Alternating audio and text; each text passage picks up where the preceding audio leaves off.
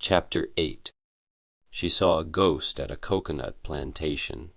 I happened to room with John during one of our pastors' meetings held in Penang in 2006. It was during that time I had interviewed him and obtained all his stories. Below is another story of a woman who worked as a laborer in a coconut estate. Apparently, she was followed by a secret admirer who tried to scare her with a spirit with the help of someone who practiced witchcraft. This incident took place at Simpang Empat, a little village about 15 kilometers away from Talukontan, Perak, Malaysia. The victim of spirit possession was a middle-aged woman known as Esther, who was married and had several adult children. It took place sometime in 1996 when John was working in Talukontan. John came to know Esther's spirit problems through one of her sons named Prakash, who sold used clothes to the poor people in that area, and it was he who had befriended the pastor.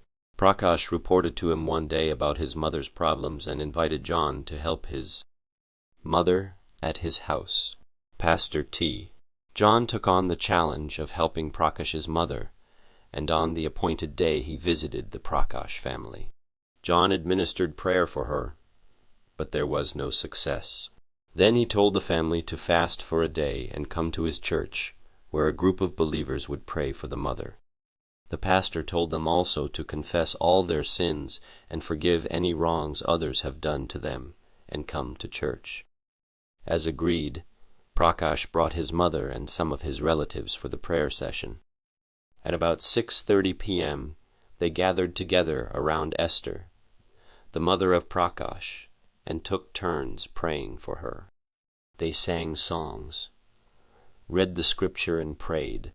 Esther was asked to place her right hand on the Bible and repeat the scripture quoted to her. She did as told. Then suddenly the bad spirit in her attacked her in the midst of the exorcism. She refused to touch the Bible or repeat the verses we told her to recite. Her face turned fierce and her eyes started rolling within their sockets. The background. Here is the background of how Esther was possessed. Esther had worked as a laborer in a coconut estate that was between Simpang Empat and Bagan Dato.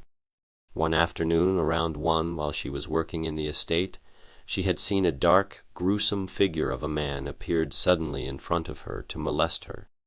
This encounter with that ghostly figure derailed her mental composure, and since then she was possessed. Since that encounter, she could not eat or sleep well. She was constantly taunted by the figure of the ghostly man. At times she could not breathe normally. She appeared to be choked by someone at her neck. At other times her stomach would swell very large like that of a pregnant woman. At other times she would speak in tongues that none could understand. Sometimes during these supernatural manifestations of the bad spirits in her, she would faint. It is believed that there was a